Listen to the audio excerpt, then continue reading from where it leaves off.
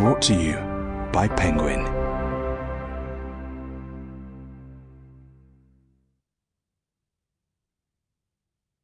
Pup Fiction by Ted the Dog, read by Tony Way.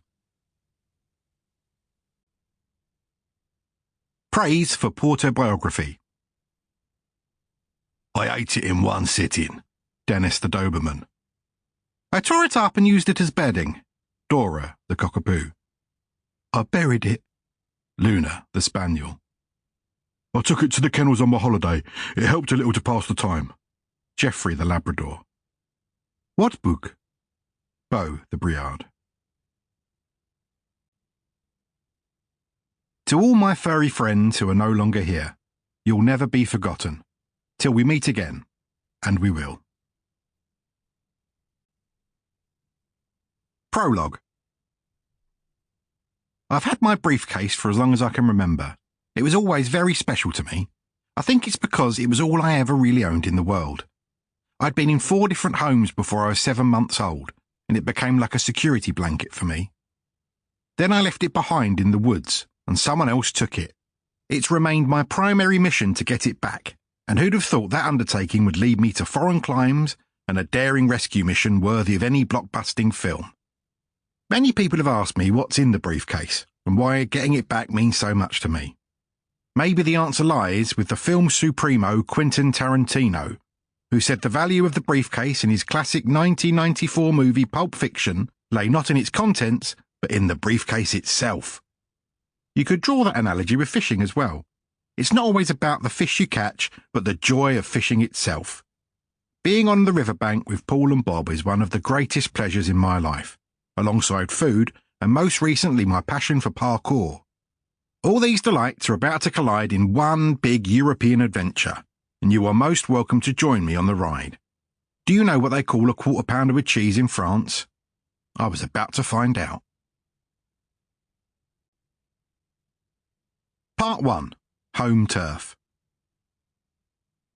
Chapter 1. How it all began. If you read my last book or listened to the audiobook, you'll know that... What? You didn't? Why on earth not? Everyone else did. Where were you? What's your excuse? There's still time, so go and get one. I'll wait for you. Hurry up. Don't even think about looking in the bargain bins. It was an instant classic. It's probably at the British Library by now. I hear poor signed copies are changing hands on the black market for vast sums and large bones. While we wait for those misfits to get their copy of my Porter Biography, I'll briefly summarise what it was all about, in case those of you who read it haven't committed every word to memory. I was born into a litter of 6 puppies in 2012. They didn't like me, and I didn't care for them either.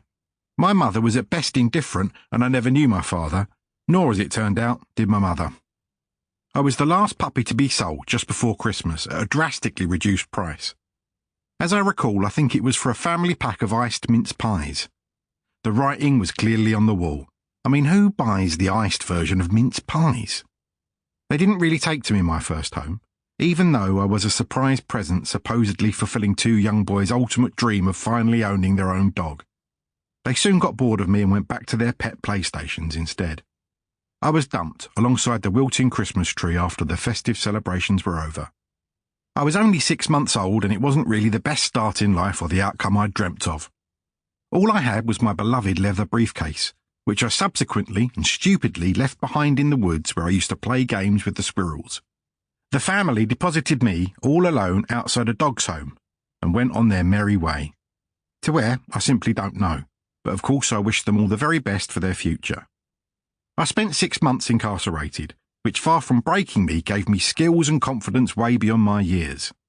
I made lifelong friends in the home and came tantalisingly close to reuniting with my briefcase, as one of the other inmates, a rough pit bull called Vinny, had found it and was holding it ransom.